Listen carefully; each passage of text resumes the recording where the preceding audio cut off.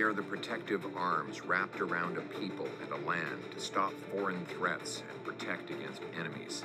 They mark our place and stake out our ground as a people and country.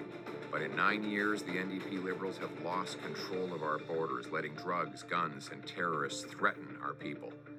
Part incompetence, in part their radical, borderless, globalist, post-national agenda.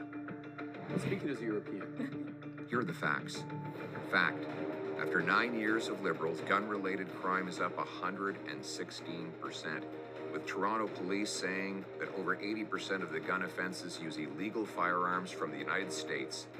Fact, the Liberal government only inspects 1% of shipping containers coming into our country, allowing drugs and guns to sneak through in the other 99%. Fact, the Liberals let in multiple ISIS terrorists to Canada, including a man allegedly filmed cutting up a human body on a crucifix in the Middle East.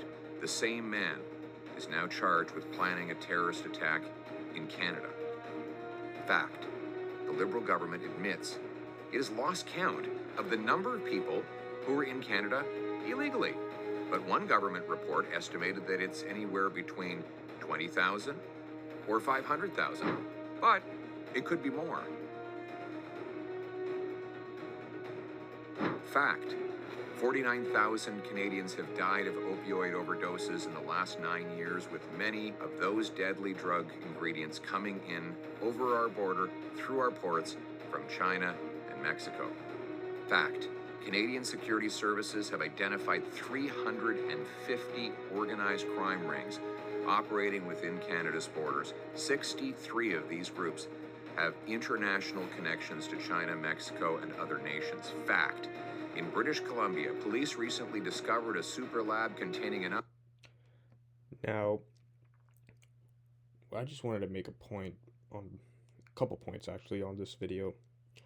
While I do agree with most of the things Pierre Poilievre has said in this video, and those points being that immigration and the immigration control specifically in this country has been lost, and it has become an untenable situation in terms of who are we letting into the country and how many people are we letting in.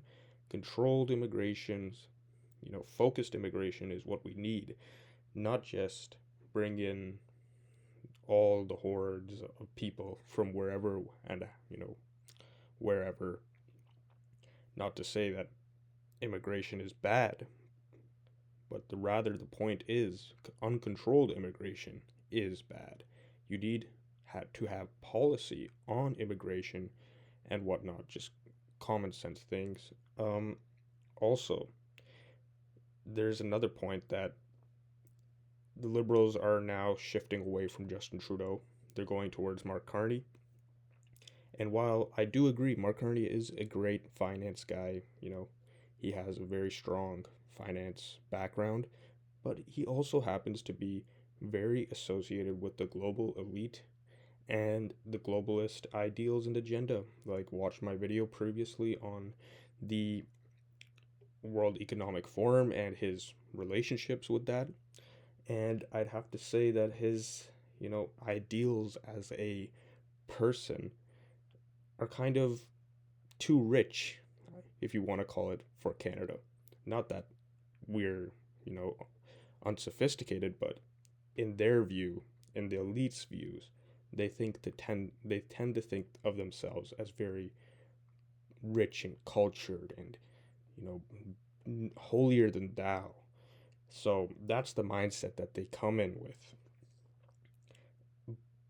And the great variety of reasons in this video are, from what we've seen, the 2 minutes of this clip, are very good points. But the one point I have an issue with is that securing our border, it's for Canada. And what I think the biggest threat to the Canadian border and the Canadian sovereignty is not from within, it's from the United States. When we talk about drugs, when we talk about guns, when we talk about violent peoples coming into this country, I can guarantee you that for most of those facts, many of them flow in from the United States. The United States has a problem on its southern border, and it's letting that problem flow up into Canada. They're the ones who are allowing the drugs to come through the southern border. There's probably more drugs coming from America to Canada than there is um, the supposed drugs coming from Canada to the United States. Yes, we have a drug problem here. We have a drug manufacturing problem, just like this drug bust that happened in BC a couple months ago. Huge drug bust. But I can assure you that the infrastructure for the cartels and whatnot are strong in the United States.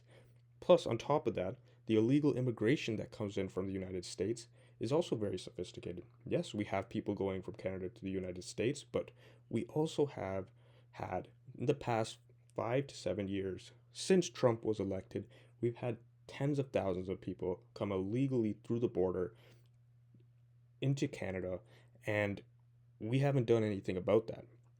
Trudeau had an open border policy and really embraced that ideal of so-called progressive politic that basically tenured that anyone is allowed to come into the country and you're all welcome, open hands. So I heard someone call the border even Canada's most expensive taxi service. So, yes, we need to defend our border. Yes, we need to control drugs. Yes, we need to do a whole lot of things. But for the main reasons why we need to do that, well, it's to defend ourselves against the United States. The United States is what's our biggest problem right now. It's being a problem for us on trade, they're being a problem for us on immigration, they're being a problem for us in drugs. So I just this first line right here, take back control of the border and save American Canadian trade. Yeah, save Canadian American trade, but we're not the problem here. It's the United States that's the problem.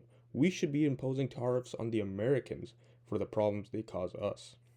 That's a good way to impose our sovereignty on the United States. Let's stop depreciating ourselves as Canadians. Let's start taking a stand against, the real facts.